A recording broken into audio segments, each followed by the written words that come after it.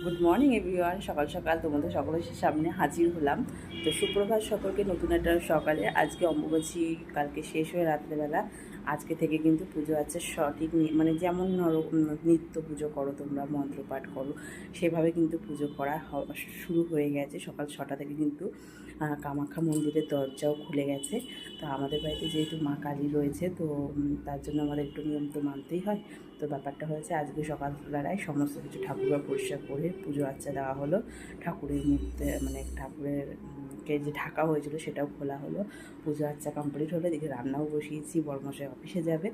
তো এটাই বলবো সকলকে, ছোট্ট করে একটা তোমাদের সকলের ইন্ট্রো দিয়ে দিলাম প্রথমেই। আজকে আর ছবি কোনো পোস্ট করলাম না সাত সকালে।